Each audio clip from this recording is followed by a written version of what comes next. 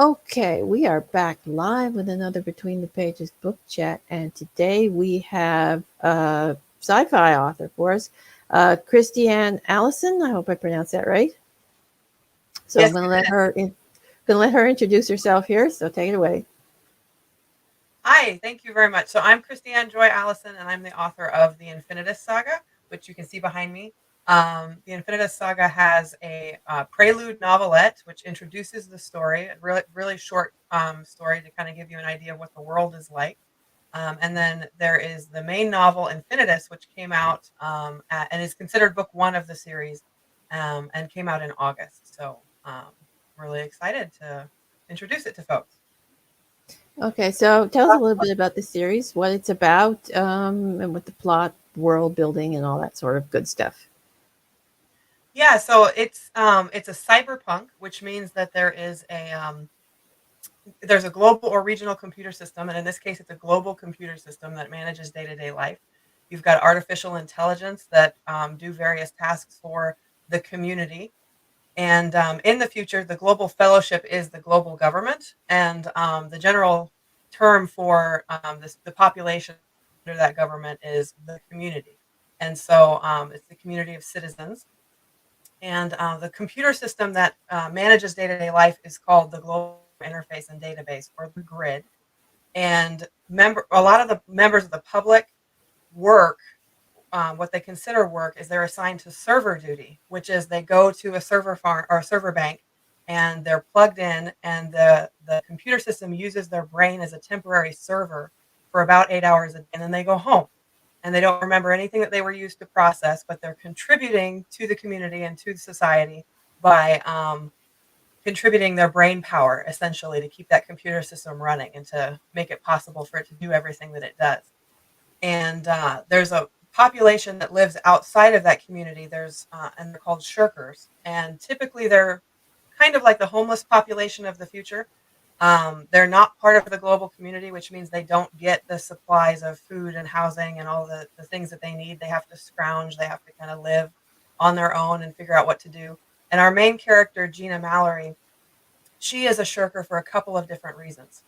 In that futuristic society, the practice of faith is no longer a thing of any form. And so it's all science based, it's all facts based, nothing else. And she has a faith that has been passed down through one side of her family that she still chooses to practice. But on the other side of her family, she has a genetic condition called Ehlers-Danlos syndrome. And she's afraid that if the community finds out that she has this condition, that they will take care of her by putting her into an institution that she'll never be able to get out of. So that's why she chooses to be a shirker and live on the outside. But in the beginning of the story, she's caught up in an explosion that injures her very severely, and she can't take care of her own medical, and she ends up being kind of inducted into that community and into that global community of citizens, and ends up on this kind of perilous journey.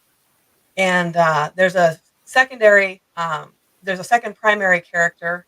His name is Hawk, and he is a chimera, because in this world, there's also a large population of chimera citizens. And those are people who have animal genetics that kind of reemerge from old world super soldier programs from decades and centuries ago. But the genes exist within the population, and whenever they pop up and resurface, you end up with folks that usually have a visible cue that they have those animal genetics and they have traits that can be an advantage or they can be a disadvantage. Hawk is unique in that he is one of the few chimeras in the world that you can't tell by looking at him that that's what he is. All of his traits are kind of hidden. And so he's an operative that is actually sent after her to try and capture her for the community and figure out what's going on between her and the computer system when she finally gets connected. Ooh, that's intriguing. Yeah, it's an So exciting story. yeah, so your cyberpunk sounds a little bit dystopian, a little bit utopian at the same time. Was that a conscious choice? Absolutely. So the what it really is that I took a lot of aspects of society today and different things that are popping up or different things that are trending, And I tried to push them as far as they could possibly go in my mind and see what that looked like. And so I pushed technology kind of to the max. On the technology side, instead, it's not like the Matrix. You're not being plugged in with some big piece of hardware. That would be considered barbaric for them. It's actually wetware that is grown into the brain through the body's own carbon, through like buckyballs and nanotubes and things like that. So it's all internal and it's all physical. It's all body stuff. It's not metal being put into your head. And the some of the other aspects of society is like I mentioned, there is no religion of any kind. There are no families of any kind. All long-term relationships are deemed unhealthy in the future. And so, any form of like, there's no best friends, there's no spouses, there's none of that. And it's actually considered a mental illness if you develop a connection like that to someone. It's considered obsessive attachment syndrome. And so the community is taught that that leads to terrible things like domestic violence and, crazy things from the old world and mental instability. And so they're discouraged from having any of those kinds of relationships in the future. And, all currency is digital. And I just took a lot of things that are kind of moving in an interesting direction today and went, let's see what that looks like. Okay, so tell us a little bit about Gina. What's she like? So Gina is she's a very headstrong character. She's very tough. But at the same time, she's very fragile. And part of that comes directly from the disability that she has. So I actually gave her the disability that I have in real life, that Ehlers-Danlos syndrome. And what it is it makes your tissues and your body incredibly fragile. So you dislocate easily, you bruise easily, your bones break easily. You end up with a lot of damage cumulatively over time. And it's associated with a very, very strong pain syndrome. But at the same time, because she's lived with that all of her life without the proper medical care that she could otherwise have, she is somebody that has a lot of endurance and she has a lot of strength and she's able to go through a lot of things that a normal person would, kind of balk at and maybe freak out about. She kind of rolls with the punches and deals with things as they come. She's also very, very intelligent. So even though she was raised outside of a community education, she was very well educated by her family. And so she kind of has both sides of history in her head that most people don't have, where she's got the community taught history, and then she's also got the shirker taught history, which are very different things. So yeah, they generally are those cyberpunk type books. Okay, so do you explore any themes in your novels? So some of the themes that I kind of explore, largely the disability theme. So it's not in any kind of way that tells somebody what to think. It's actually more of an invitation to experience something that you haven't experienced before, potentially. Or if you are an Ehlers-Danlos person, then to see finally a character that's living kind of in your space and going through what you're going through. And so it was a difficult choice, but the books are actually very intentionally written in first person present tense, which pulls you into the body of that character, so that whether you're looking through Hawk's eyes or you're looking through Gina's eyes, you're seeing the world from a different perspective, from that perspective of somebody that's constantly battling their body to try to keep going and doing what they need to do despite their condition, and looking at the fears that they have about the world and about somebody finding out what they have and their DNA and the protection of their DNA information. Or you're looking through Hawk's eyes and you've got extra senses and you can pick things up that other people can't pick up, and you're kind of paying attention to all those cues as things go on. So disability is one of the big ones that I explore.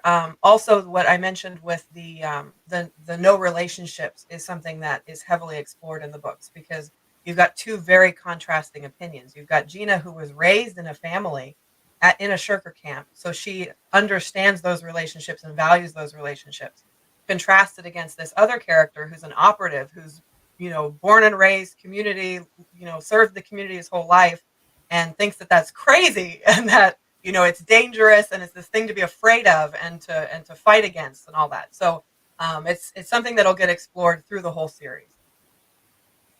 Yeah. So what was the hardest scene or type of scene for you to write in the series so far? So far, the hardest scene that I had to write, and it was mostly rewriting it over and over again, was there's a scene in the first book where they're battling their way out of a hospital, and it's kind of one of the first times that the two characters have come together. And they're in a hospital when the rebel forces, known as the Squids, kind of lay siege to the hospital and start blowing things up and shooting things, and they're trying to get to her, and nobody knows why, but they're just trying to get their way out of this hospital before anything happens. And that scene involves a lot of characters, a lot of movement, a lot of action. And so it was just kind of a challenge to look at it and make sure that you're using language that communicates the right movement so they can see the character dodging and ducking and and everything that's happening and still follow it well. I think that was probably the biggest challenge for me, and just making sure that was as clear as possible. Okay, so what was your favorite scene to write? So my favorite scene in the book is fairly advanced in the book, and it's a scene where the two characters, Gina and Hawk, are hiding out in this underground, overgrown parking garage, and so they're just kind of in this space where they're cutting old foam out of seats and making mattresses, and they're in there, and they have a visitor in the middle of the night, and it's a very large clouded leopard that comes into the same space that they're in, and you kind of get to see Hawk a little bit with some of his chimera traits coming out more visibly for her to see. And they have this little bit more intimate moment where they have a conversation about that, and you get to see a little bit more about how self-conscious he is about what he is and how much he very much rejects his own genetics and what he was born with.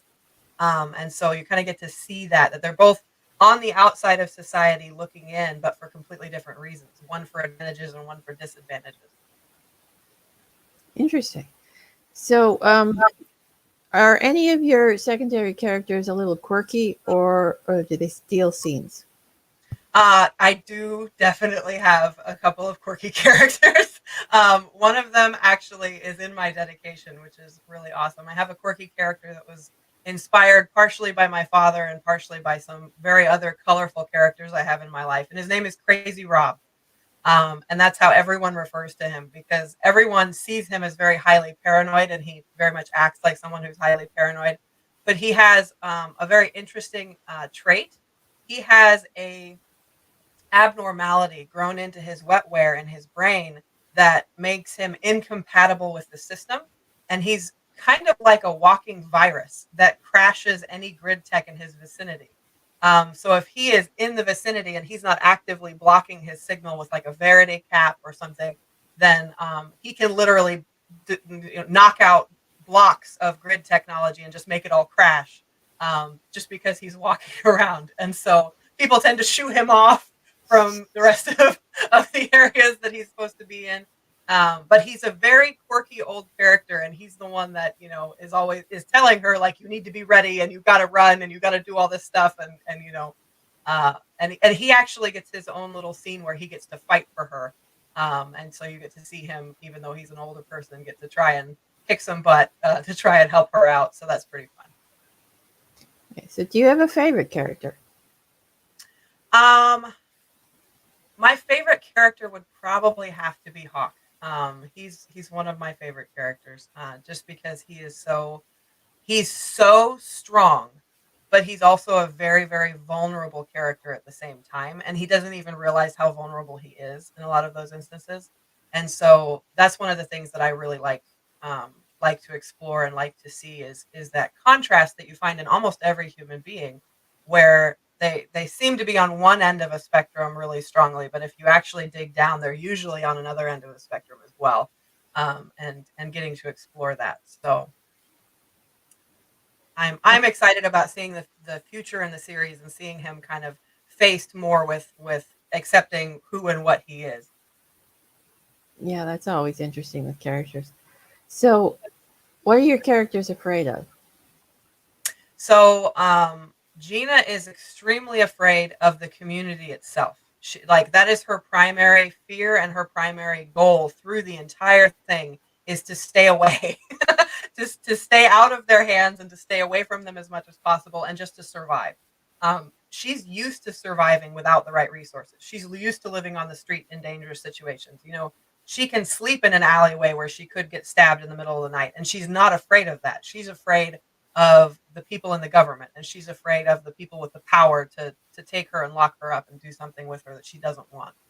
Hawk is very much a character that's more afraid of.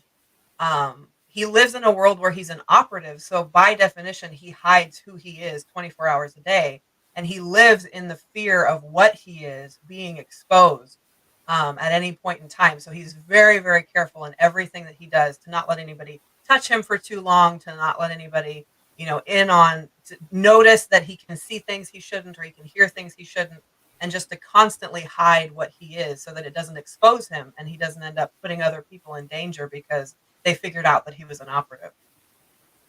Okay. So you obviously write sci-fi. Are there any other genres that you've written in or would like to write in?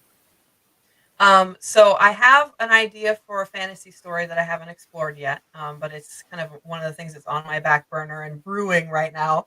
And I also started out publishing with children's picture books, actually.